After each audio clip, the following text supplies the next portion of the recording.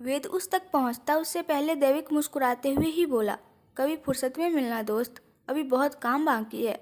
और वेद का जवाब सुने बिना ही बाइक स्टार्ट करता हुआ तेजी से निकल गया। दैविक वेद बस उसका नाम लेने के अलावा कुछ न कर सका। मतलब ये सब जानता है, वेद बड़बड़ाया। ये जानता है कि मैं कौन हूँ, ये भी जानता है कि बाहर मेरे साथ है। ये जानबूझकर नहीं रुकता मेरी बात सुनने को। वेद गुस्से में था। वो गुस्से में पानी गटकता हुआ वापस कार में आकर बैठ गया। बस दिखने में मासूम है, वास्तव में एक नंबर का शातिर और चालाक है। सब कुछ सोच समझकर कर रहा है ये, हर चीज़ एक योजना के अनुसार। बाहर के सामने जानबूझकर नहीं जाना चाहता, शायद पहले अपने इस पूरे प्लान को अंजाम देना चाह रहा है। तो क्या बाहर भी इस प्लान में शामिल? वेद के दिमाग में अचानक से ये सवाल कौन गया। नहीं, मैं बहुत गलत सोच रहा हूँ। वो अपने ही परिवार को खत्म करने की योजना नहीं बनाएगी। और फिर मैं नहीं मानता कि वो किसी सोची समझी साजिश का हिस्सा हो सकती है। उसने अपने दिमाग में गलती से आए उस सवाल को बुरी तरह लताड़ा। ये सब दैविक की साजिश है। वो अपना मतलब पूरा होने से पहले बाहर को अपने साथ नहीं ले जाएगा। वो जानता है कि बाहर मेरे साथ सुरक्षित रह रही है। वो कार ड्राइव करते हुए अपने आप में ही बड़बड़ाते जा रहा था। कबीर सही कह रहा था उस दिन। क्या मैं बाहर को एक खूनी के साथ जाने दूंगा? नहीं, मैं नहीं जाने दे सकता। मैं रोक लूंगा। रुकना पड़ेगा उसे। वो रुक जाएगी क्योंकि वो मुझसे प्यार। कहते कहते एकदम वो ठहर गया। उसके दिमाग का एक छोटा सा हिस्सा ये चीख चीख कर कह रहा था कि बाहर के एहसास वेद के लिए है। तभी उसके दिमाग में चलते सवालों से बना वो अक्स वापस उसके बगल में आ बैठा। क्यों बदल रही है ना वो तुम्हें? गुस्सा नहीं आता ये सोचकर कि वो प्यार करने लगी है तुम्हारे इस गुस्से से भी? उस अक्स के इस सवाल पर वेद बेतहासा चिढ़ गया। Hey, what's wrong with you all? पहले बाहर, फिर दैविक, और अब तुम सबके सब मुझे पागल बना देना चाहते हो। वो गुस्से से चीखा और एक पल आंखें भींच ली। अगले ही क्षण आंखें खोली तो कोई नहीं था वहाँ। उफ, ये मेरा दिमाग क्या क्या सवाल करने लगा है मुझसे।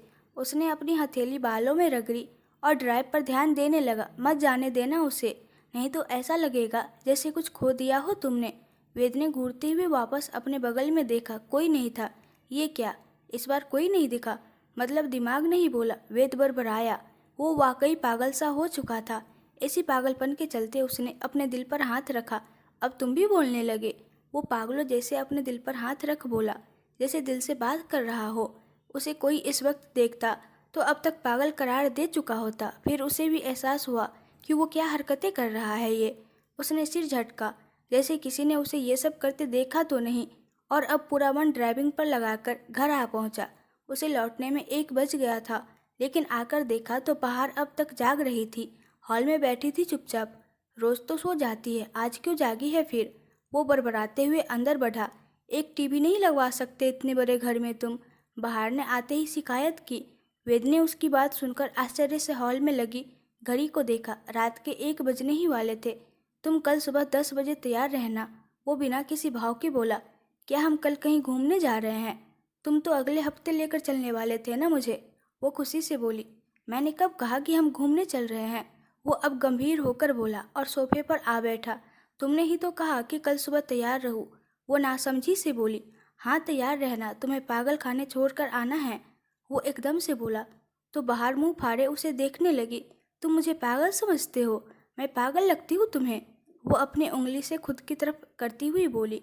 बहुत अच्छा सवाल है, कहकर वो तिरछा सा मुस्कुराया। तो तुम पागल हो इस हद तक कि मैं सरकार से इस उपलब्धि पर तुम्हें भारत रत्न दिलवाने की पूरी कोशिश करूंगा। उसके बोलने पर बाहर बुरी तरह चिढ़ उठी। ये क्या बकवास है? वो मुंह फेरती हुई बोली। बकवास तो मैं कर रहा हूँ। तुम तो रात के 1 बजे जो टीवी की शिकायत करने जाग रही हो, वो तो बहुत समझदारी की बात है। वो व्यंग करता हुआ बोला। अरे, मैं बोर हो रही थी, इतनी देर से जागी हुई हूँ तुम्हारे इंतजार में। वो इस बार उसके व्यंग को समझते हुए बोली। कोई ज़रूरत नहीं है मेरा इंतजार करने की। वो अब उसकी इन जज्बात भरी बातों से घबराता हुआ बोला। 3-4 दिन से कोई बात ही नहीं हुई हमारी। तुम बस सुबह जल्दी निकल जाते हो और आते भी इतना लेट हो कि मैं अपनी नींद के आधे घोड़े बेच चुकी होती हूँ। वो आंखें झपकाते हुए बोली। वो ज़बरदस्ती जागी हुई थी। बात करना चाहती थी या झगड़ा करने का मन हो रहा था? वेद ने कहा। मैं कभी नहीं झगड़ती, तुम ही चिढ़ते रहते हो मुझ पर। वो हाथ समेटकर मुंह मोड़ती हुई बोली। जाकर सो क्यों नहीं जाती तुम? अब सामने रहोगी तो झगड़ा ही करूँगा ना मैं तो। वो वापस उठा और अपना कोट उतारते हुए बोला, क्यों, प्यार से भी तो बात की जा सकती है। वो तुनक कर बोली। वेद ने उतारा हुआ कोट सोफे पर रखा और उसे डराने के लिए कदम बढ़ाता हुआ बोला, अच्छा, प्यार प्यार करूँ। उसकी इस बात पर बहार का गला सूख गया। वो उसे अपनी तरफ कदम बढ़ाता देख घबरा गई। शब्द हलक में अटक गए।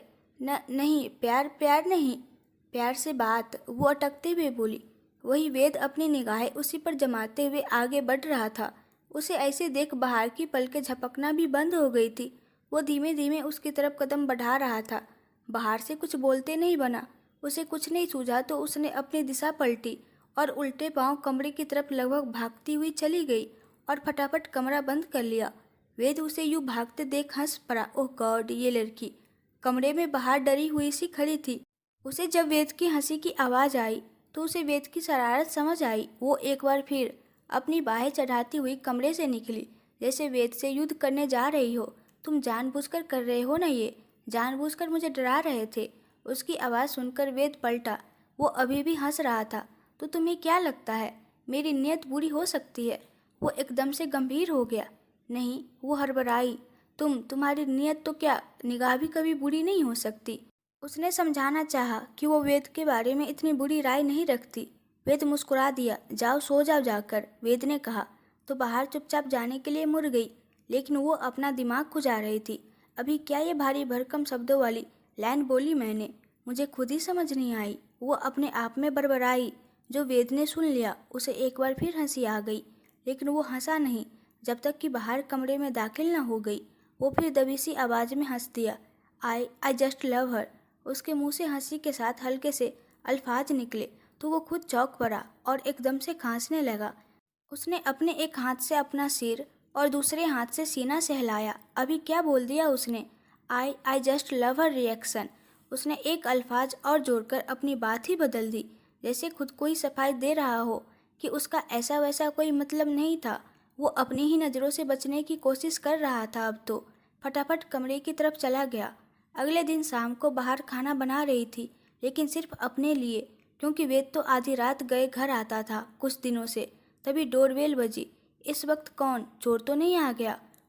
वो डोरबेल बजते ही बड़बड़ाई, फिर गैस पर रखा गरम चम्मच और चिमटा लेकर दरवाजे तक आई और डोर होल से बाहर देखा। वेद खड़ा था।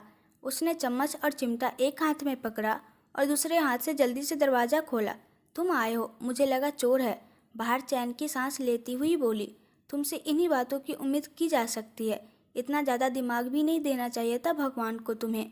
वो उसकी बिना सिर पैर की बात सुनकर बोला और उसके हाथ में किचन के हथियार देखकर वो समझ गया था कि अगर ये डोर होल नहीं होता तो शायद दरवाज़ा खोलते ही ये सब वो वेद के सिर पर मारती।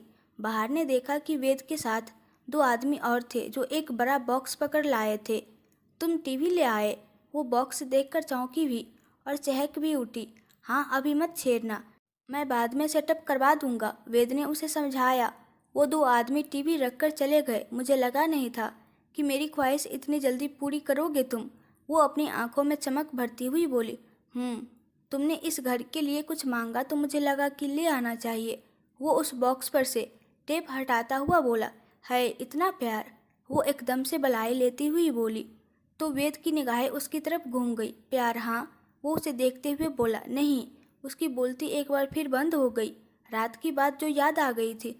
अभी मैं ऑफिस का काम बीच में छोड़कर आया हूँ, जाता हूँ अब, कहकर वेद चला गया। बाहर ने वापस दरवाज़ा लॉक कर लिया ताकि उसकी नज़र में कोई चोर ना आ पाए।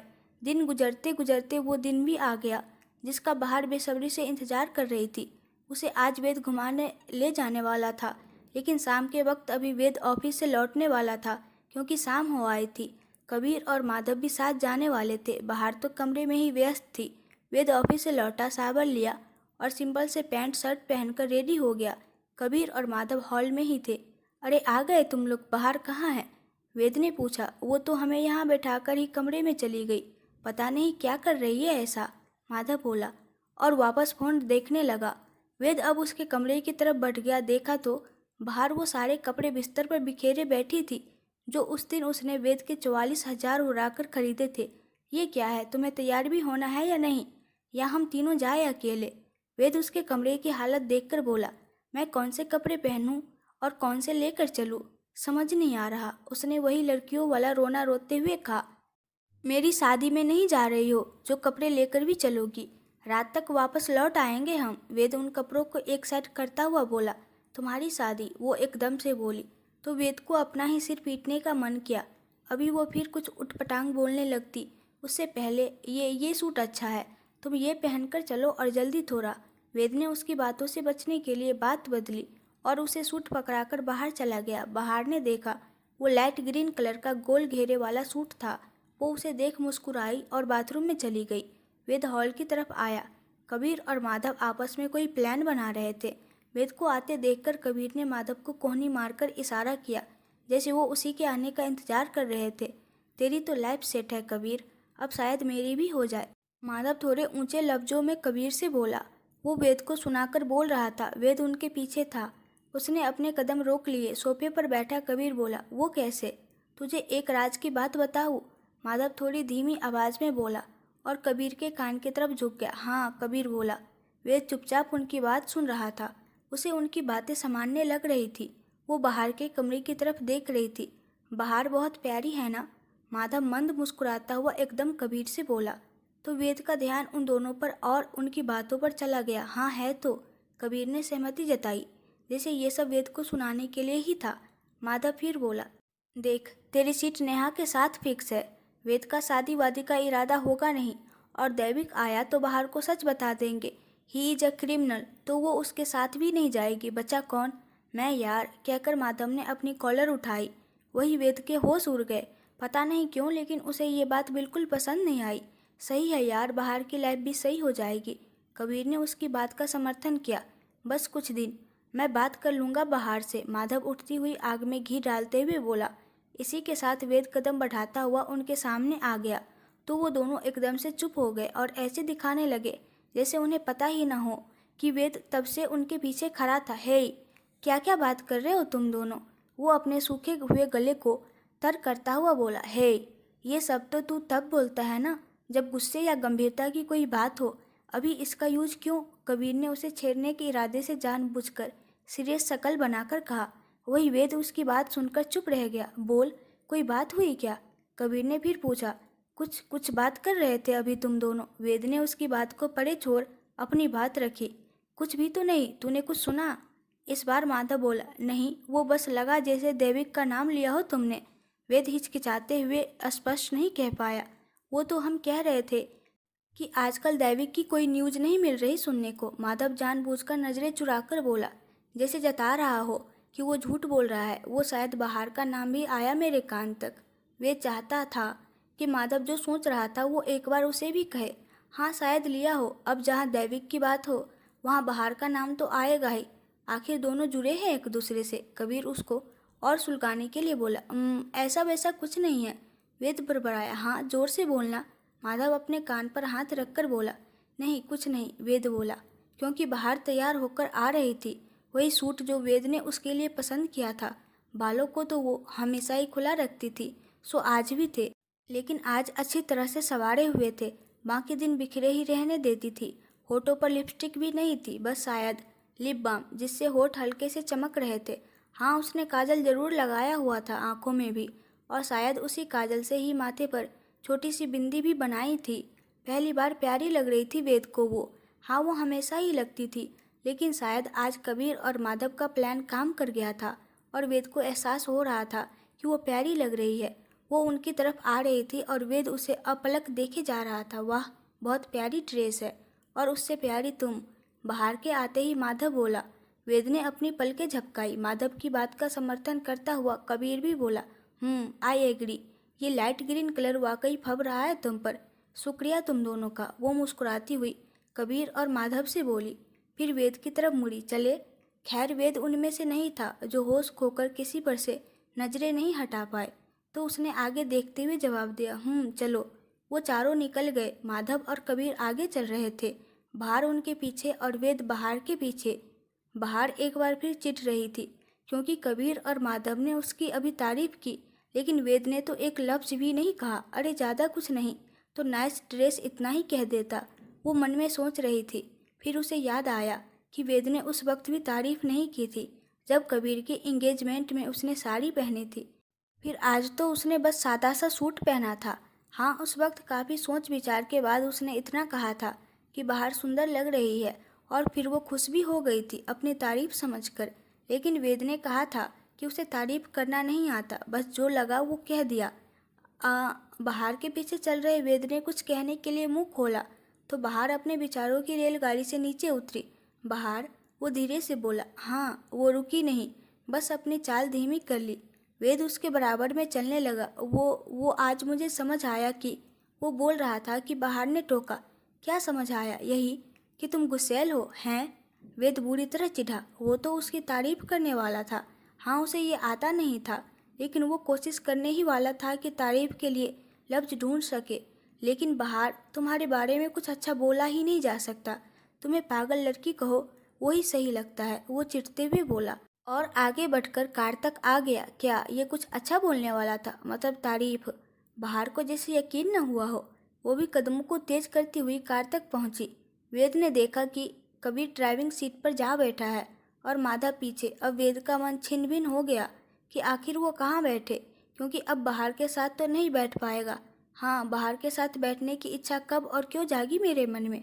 वो अपनी आंखें भींचते हुए बड़बड़ाया।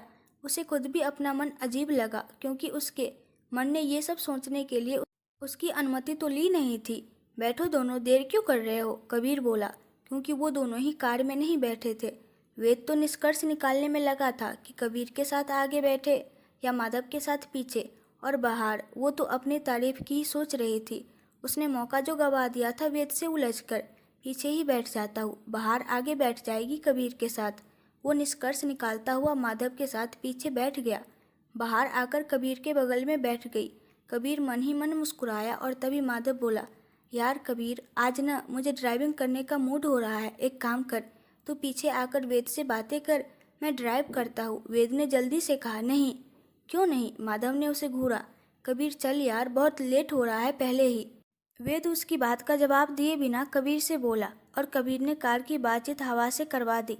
कार चल पड़ी। तब जाकर वेद ने चैन की सांस ली। उसे अपने दोस्त पर भरोसा तो था, लेकिन आज पहली बार उसे ईर्ष्या और जलन जैसी भावना का एहसास हुआ था। इससे पहले तो जैसे ये भावनाएं, ये लफ्ज मौजूद ही नहीं थे उसके लिए। कबीर और माधव को मन ही मन बहुत मजा आ रहा था। भले ही वेद को पता न था, लेकिन उन्हें पता था कि वेद और बाहर दोनों किसी संजोग से तो नहीं मिले होंगे। कबीर ने एक हाथ स्टीयरिंग पर रखा और दूसरे हाथ से माधव को उसकी तरफ झुकने का इशारा किया। माधव झुका। कुछ तो कनेक्शन है। कबीर फुसफुसाया, अगर नहीं भी है तो हम हैं ना कनेक्ट करने वाले। माधव भी उसी की तरफ फुसफुसाकर बोला। फिर वो दोनों वापस सीधे हो गए ताकि वेद को शक न हो कि ये बस उनकी शरारत है। उन चारों ने आज का डिनर बाहर ही किया। फिर झील किनारे घूमने चले गए। एंट्री तो 6 बजे ही बंद हो गई थी, लेकिन वेद अपने दोनों दोस्तों के साथ कई बार यहाँ सैर पर आ जाता था। उसे ये पसंद था, तो बाहर को भी यही दिखाने ले आया। शुरुआती वक्त होता तो वो बाहर को अपने पीछे घूमने पर डांटता, लेकिन आज वो खुद ही उसके पीछे घूम रहा था। माधव और कबीर सबसे आगे थे। वो अब वेद को ज़्यादा परेशान नहीं कर रहे थे। सुंदर है ना? वेद ने जगमगाते पानी को देखकर कहा। क्या क्या क्या सुंदर है? बाहर को फिर लगा कि वो उसकी तारीफ करेगा। उदयपुर की झीलें और क्या? वो सामने देखता हुआ बोला, और रुककर लाइट से चमकते पानी को निहारने लगा। आह, वो झील तुम्हारी तारीफ सुन नहीं रही है। वो चिढ़कर बोली। मैं तो कर रहा हूँ ना तारीफ, और वो सुन भी रही है, तभी तो शर्मा के और सुंदर लगे जा रही है। वो भी उसे सुनाकर बोला, कभी जीते जागते इंसानों की भी तारीफ कर लिया करो। वो अब उस बेजान झील पर चिड़चिड़ा रही थी। करता हूँ ना, मेरे ऑफिस में है एक कलीग, नगमा नाम है उसका। कभी पूछना उससे, बहुत तारीफ करता हूँ मैं। वो भी उसे उतना ही चिड़चिड़ाने पर मजबूर कर रहा था। आखिर वो तारीफ कर रहा था तब तो बाहर ने धज्जियाँ उड़ा ही दी थी, लेकिन बाहर पर जैसे कोई खास फर्क न पड़ा हो। वो मुंह फेर कर बोली, झूठ तो कम से कम ऐसा बोल लिया करो जिस पर यकीन किया जा सके। तुम्हें लगता है कि मैं झूठ बोल रहा हूँ? वेद ने उसे देखते हुए पूछा। हाँ, तुम्हारी झूठ पर नहीं, मुझे तुम पर यकीन है कि तुम ऐसे बिल्कुल नहीं हो। वो मुंह फेरे ही बोली, लेकिन वेद मुस्कुरा दिया। कैसा नहीं हूँ? उसने अब अलग ही अंदाज में पूछा। तुम्हें खुद पता होना चाहिए, तुम बता दो कैसा नहीं हूँ मैं। वो अब भी उसी तरह बोला। लग ही नहीं रहा था कि वो वेद है। यूँ बेवजह लड़कियों को इम्प्रेस करने की कोशिश करने वाले। बाहर वैसे ही बोले जा रही थी। ओह, वेद ने अपने सीने पर हाथ रख कहा, जैसे कितनी ही खुशी हुई हो अपनी तारीफ सुनकर। फिर उसे आभास हुआ कि वो क्या हरकतें कर रहा है। चेहरे पर अलग अंदाज वाली मुस्कुराहट, सीने पर हाथ। नो, वेद ऐसा नहीं है। उसने फटाफट अपना एक हाथ जेब में डाला और सख्त भाव लिए खड़ा हो गया, जैसे अपने असली अवतार में आने की कोशिश की हो उसने। और गुस्से वाली शक्ल बना लो। थोड़ा मेरे साथ बदलने लगते हो तो फिर याद आ जाता है कि तुम्हारे बदलने से तो दुनिया में प्रलय आ जाएगी, इसलिए वापस ऐसी सड़ी सी शक्ल बनाकर दुनिया को आपदा से बचा लेते हो, है ना? बाहर ने आज व्यंग करते हुए सच कह दिया। What you mean? वो जानकर भी अनजान बना रहा। मतलब छोड़ो, तुम वो बताओ ना। वो एकदम से उसकी ओर एक कदम बढ़ाकर बोली। क्या वो? इस बार वो वाकई नहीं समझा था। वो तुम घर से निकलते वक्त जो कह रहे थे कि आज तुम्हें समझ आया। क्या समझ आया? वो उसकी तरफ आस भरी नज़रों से देखकर बोली, जैसे वो अभी तारीफ करेगा और वो उछल पड़ेगी। अच्छा वो। वेद ने अपने दो लफ्ज़ों को भी बहुत लंबा खींचा। उसे अब बदला लेना था, इसलिए उसने बाहर की तरफ प्यार से देखा। बाहर की आंखों की चमक बढ़ गई। हाँ कहो, बाहर बोली। अब मूड नहीं है। वेद ने अपने चेहरे के भाव बदले और पलटकर जाने लगा। हुँ, बहुत बुरे हो तुम। बाहर को उसे एकदम से जाते देख गुस्सा आया। उसने एक मुक्का वेद की पीठ पर रख दिया। वेद के लिए ये अप्रत्याशित था। वो गुस्से से पलटा। यू, लड़की हो या पहलवान? वो उसे घूरते हुए बोला और अपना कंधा सहलाने लगा। लड़की पहलवान मतलब दोनों हों। वो भी उसे गुस्से से घूरती हुई बोली। वो आगे लड़ाई जारी करते उससे पहले कबीर आ गया। अब दूसरी लेक पर चलते हैं। वेद ने घड़ी देखी। रात के 11 बज रहे थे। तुम्हें पता है ना, 6 बजे के बाद वैसे ही जाने नहीं देते। वो तो बस किनारे किनारे घूम लिए। अब चलते हैं घर। तभी माधव भी आ गया और पैर पटकता हुआ बोला, अरे तो वहाँ भी किनारे ही घूम लेंगे। मैं कौन सा नाव में उतरने की जिद करूँगा। लेकिन वेद कुछ कहने को हुआ। उससे पहले कबीर बोला, चल ना यार, कौन सा रोज आते हैं, चल लेंगे 1-2 बजे तक घर। पहले वेद नहीं माना, लेकिन जिद करने पर वो चल दिया। वो अंधेरी रात में काफ़ी देर तक घूमे। रात के 1 बज गए थे। अब चारों को नींद आ रही थी। वो कार के पास चले आए। इस बार कबीर और माधव पीछे जा बैठे। हमें नींद आ रही है, तू ही ड्राइव कर। वो दोनों एक साथ बोले तो वेद मुस्कुराया। ये मुस्कुराहट क्यों थी? शायद वेद नहीं जानता था, लेकिन वो दोनों समझ रहे थे। कबीर और माधव दोनों ने आंखें मूंद ली। उन्हें वाकई नींद आ रही थी। बाहर बैठने को हुई। तभी वेद उसके कान के पास आकर धीरे से बोला, मुझे आज समझ आया कि वो रुका। आज यकीन आया कि वो फिर रुका। और बाहर उसे यकीन ही नहीं आ रहा था कि वेद ऐसी हरकत कर रहा है। वो आंखें फाड़े चुपचाप खड़ी रही। कुछ बोलती तो शायद वापस माहौल नॉर्मल हो जाता। नॉर्मल मतलब झगड़ा। हाँ, झगड़ा तो सबसे ज़्यादा नॉर्मल था उनके लिए। मुझे आज यकीन आया कि सादगी श्रृंगार पर भारी पड़ सकती है। वो जाकर ड्राइविंग सीट पर बैठ गया और वो कार का दरवाज़ा पकड़े खड़ी रह गई। वेद ने बहुत भारी शब्दों में उसकी तारीफ की थी और उसका कहना 100% सही था। आज से पहले तो उसने श्रृंगार या सादगी दोनों की ही परिभाषा नहीं जानी थी, लेकिन आज जब बाहर को देखा तो समझ आया कि सादगी क्या होती है। और साथ ही श्रृंगार की परिभाषा भी उसे मिल गई थी। कितनी ही लड़कियां देखी थी अपनी 26 साल की उम्र में उसने, मेकअप से लिपी पुती, लेकिन उसकी पलकें झपकना भूली थी तो किसी की सादगी पर। बाहर तो खड़े खड़े अब तक उस एक पंक्ति को ही सोची जा रही थी। वो नहीं बैठी तो वेद हॉर्न बजाकर बोला, तुम्हें चलना है या अपने दोस्तों के साथ पार्टी प्लान की हुई है आज? बाहर को झटके से होश आया। वो फटाफट बैठ गई। वेद ने कार स्टार्ट कर दी। दोस्तों के साथ पार्टी प्लान? मेरे कौन से दोस्त? बाहर ने अब वेद की बात पर ध्यान देते हुए पूछा। रात के 1 बजे कौन? वही भूत प्रेत चुड़ैल? आई मीन तुम्हारे दोस्त। वो हंसते हुए बोला। तो कुछ देर पहले पिघलने वाली बाहर फिर चिट गई। तुम्हें फिर से लेडी पहलवान के हाथ का स्वाद चाहिए क्या? वो अपनी हथेली दूसरे हाथ पर जमाती हुई बोली। तो वेद को याद आया कि उसने उसे मुक्का जरा था। हाँ, मैं भूल कैसे गया। तुमने मुझे मारा था। याद आते ही वो एक बार फिर गुस्से में आया। पीछे वो दोनों आंखें मूंदे मुस्कुरा रहे थे। वेद और बाहर की लड़ाई शुरू होती उससे पहले ही सोने दो ना यार, माधव जानबूझकर उनिंदी आवाज में बोला। तो वो दोनों शांत रह गए। वेद अब धीरे से लेकिन चिढ़े हुए स्वर में बोला, मैं तुम्हारी इस पहलवानी का बदला ले सकता था, लेकिन तुम्हारी हरकत मैंने दोहराई होती तो तुम बेहोश ही हो जाओगी। कार चलाओ, आए बड़े। बाहर ने खिड़की की तरफ मुंह घुमा लिया। उसके बाद कार में शांति छा गई। कुछ देर बाद बाहर भी नींद में थी। कार में सिर्फ वेद ही जाग रहा था। उनकी कार इस समय उसी सड़क पर थी जिस पर शौर्य और दर्शन की लाश बरामद हुई थी। अभी हाल फिलहाल ऐसी कोई खबर कानों में नहीं पड़ी थी। वेद को इस बात की तसल्ली थी। वो यही सोच रहा था कि अभी तक दैविक ने सुरजीत सिंह को नहीं मारा, तो वेद ने इसका अंदाज़ा भी लगा लिया था कि सुरजीत सिंह डर के चलते घर में छुपा पड़ा है, और उसका ये अंदाज़ा बिल्कुल सही भी था। चलो अभी राहत है इस खूनी मामले से। वो सोच ही रहा था कि अगले मोड़ पर उसे रास्ता जाम मिला। रात के इस वक्त रास्ता बंद, वो भी इस सुनी सड़क पर। वेद की आंखें आश्चर्य से फैल गई क्योंकि वहाँ पुलिस की गाड़ी खड़ी थी, साथ ही एम्बुलेंस और कुछ अन्य राहगीर जिन्होंने वेद की तरह ही आकर यहाँ ब्रेक मारे थे। कबीर, माधव, वो धीरे से बोला और उन दोनों को हिलाया। वो नहीं चाहता था कि बाहर जाग जाए, क्योंकि संभवतः इस बार सुरजीत सिंह की लाश ही मिली होगी। कबीर और माधव ऊँघते हुए उठे। वेद ने अपने होठों पर उंगली रखकर उन्हें शांत रहने का इशारा किया और नीचे उतर आया। वो दोनों भी बाहर निकले। क्या हुआ यार? माधव जम्हाई लेता हुआ बोला, लेकिन कबीर की नींद इस नज़ारे को देखकर ही पूरी खुल गई थी। उसे समझते देर न लगी कि ये उस मर्डर यानी कि दैविक का पसंदीदा रोड था जिस पर वो अब तक 2 कत्ल कर चुका था, और अब तीसरा भी शायद। सुरजीत सिंह कबीर के मुंह से निकला और वो वेद के साथ एम्बुलेंस की ओर बढ़ गए। माधव की नींद तो अब तक खुली ही नहीं थी।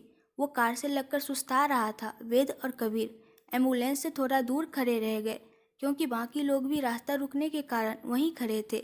हालांकि रात के 2 बज रहे थे और इतनी भीड़ नहीं थी राहगीरों की। शायद किसी आने जाने वाले ने ही पुलिस को इन्फॉर्म किया होगा। रात के इस वक्त पुलिस यहाँ क्यों होती? कबीर ने अंदाज़ा लगाया। वही वेद अपने धड़कते दिल को संभाले उस सब को देखने की कोशिश में था। क्या वाकई वो बाहर के पिता का ही था? एक पुलिस अधिकारी उस स्ट्रेचर के सामने खड़ा था, जिस वजह से वेद उस लाश का चेहरा नहीं देख पा रहा था, और वेद ज़्यादा आगे भी नहीं जा सकता था। हाँ, वो इस मामले में पर्सनल हो रहा था, लेकिन ये एक पुलिस केस था। पुलिस अधिकारी एक आदमी से कुछ सवाल पूछ रहा था। शायद इसी आदमी ने इन्फॉर्म किया हो, वेद ने सोचा। तभी वो पुलिस अधिकारी सामने से हट गया और वेद को उस स्ट्रेचर पर बेजान पड़े इंसान की शक्ल नजर आई। वो सुरजीत सिंह नहीं था। तो फिर इस रास्ते उसकी लाश मिलना सिर्फ एक संयोग था, या इसे भी वो दैविक से जोड़कर देखे? उसे समझ नहीं आ रहा था। लेकिन फिर तभी इसे मैंने कहीं देखा है। वेद को कुछ याद आया और वो अपने दिमाग पर हाथ रखकर जोर देने लगा। कहाँ देखा था यार? वो खुद से ही सवाल कर रहा था। और फिर तभी उसे याद आया, ये वो ही पुलिस वाला है जो शौर्य की मौत के बाद बयान दे रहा था। मतलब दैविक ने इसे भी मार दिया। अचानक उसके मन में दैविक के लिए इतनी नफरत भर आई जिसकी कोई सीमा न थी। आखिर पुलिस वाले ने उसका क्या बिगाड़ा था? हाँ, दैविक को पकड़ने के प्लान में वो शामिल था, लेकिन वो तो उस बेचारे की ड्यूटी थी। वेद मन ही मन दैविक को धिक्कार रहा था। अगर उसने ये किया है तो वो वाकई खूनी है, उसे सजा मिलनी चाहिए। उसके मन में बहुत कड़वाहट घुल आई थी अब, जैसे सामने आने पर वो खुद ही दैविक को कानून के हवाले कर देगा। अगर आप लोगों को इस कहानी के आगे का पार्ट्स देखना है तो प्लीज़ ज़्यादा से ज़्यादा कमेंट कीजिए और इस वीडियो को लाइक कर दीजिए, शेयर कर दीजिए और मेरे चैनल को सब्सक्राइब कर दीजिए। Thank you.